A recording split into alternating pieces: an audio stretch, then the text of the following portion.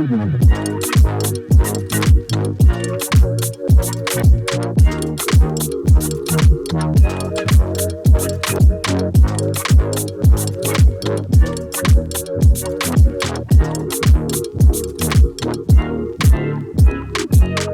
hello, hello. I am Nikole and welcome back to the channel.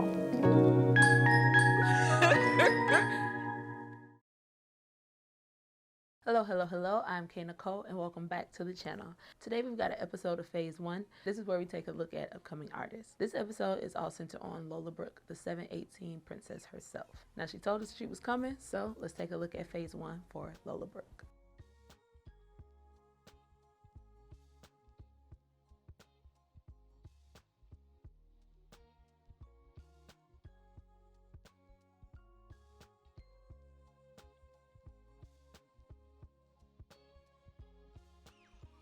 Now, I first came across Lola Brooke when her From the Block performance of her song Don't Play With It went viral. Now, I could not get away from this clip. It was on Twitter, it was on Instagram, and it was on TikTok. So I'm looking like, who is this little girl going hard on the track like this? We all know female rap has definitely taken over the market over the last few years, but not everyone delivers. After digging into some of her radio freestyles, Lola is definitely setting up a great track record. Born and raised in Brooklyn, Lola is New York to the core, and so is her story. She already had a passion for writing, but fell in love with hip-hop in her early teens. She saw it as a way to kind of express herself and navigate through her life challenges. She spent her time developing her skills on the New York freestyle circuit and shadowing independent artists. After a few collaborations with other artists, she caught the ears of a few producers at Team 80 who signed her in 2006. After signing with Team 80, she dropped her first couple of singles, Not the Same, Cash Out, and Bipolar. These songs garnered her a lot of respect with the New York DJs. Some of her main inspirations will be Jay-Z, 50 Cent, Foxy Brown, Lil Wayne, and of course, Lil Kim. Some of my favorite tracks from Lola are Here I Come, Dummy Yummy, and Options.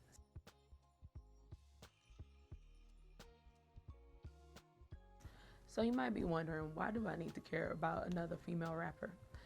And that's a conversation I hate because y'all care about all these male rappers who kind of do the same thing, but I digress. Lola is different because she is just so New York. Now there are others like Dream Doll, Ice Spice, Maya the Don, who I love, but none of them are bringing the aggression like Lola. And coming out of New York, you might be thinking, okay, then she's just another drill rapper, which is a trend that has definitely taken over that city. But Lola's doing her best to develop her own trend in her own way. Now, what I really find funny is nobody knows exactly how old Lola is. But from her personality and her energy, you would think she's like, gotta be no more than 2021. And when it comes to her music, the common theme is that energy and that voice. Like I said, I wouldn't call her a New York drill rapper. If I had to put it under an umbrella, it would simply just be trap. Because yes, it has hints of drill, but it also has a lot of hints of Detroit and 90s bounce. But it all still seems to make sense. Now, I could probably show you better than I can tell you. So let's get into Lola Brooke's official video for Here I Come.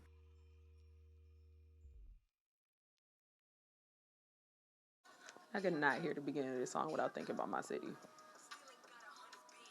This is such a Detroit beat and cadence.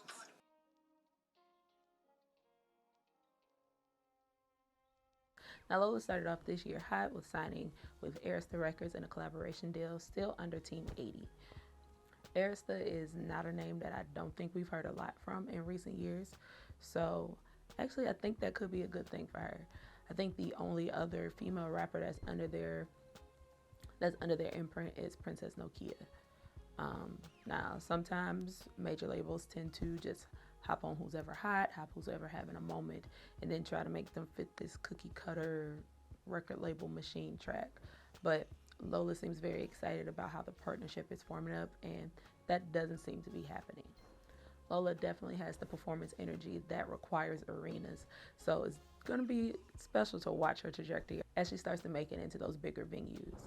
Now, personally, I think every rap girl has kind of blown up too quick in recent years, from Meg to Doja, s2e1, etc. I feel like everybody kind of just like rushed into that white hot space, which is kind of what you're supposed to do. but it does not seem to work in the current landscape of what music is doing and social media. I really hope Arista allows her to dial it back and slowly develop.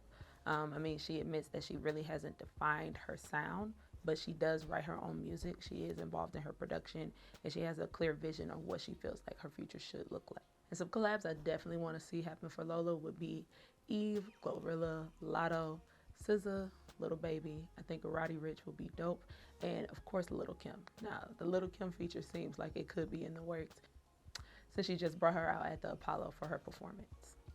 Alright, y'all, I am Nikole. This has been Phase 1 featuring Lola Brooke. Drop down in the comments and let me know. Are you guys familiar with Lola Brooke? What are some of you guys' favorite songs? And how are you feeling about the state of female hip hop right now?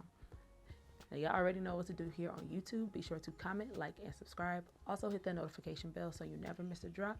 And you can get the full version of this video over on my Patreon. And I'll catch y'all in the next one.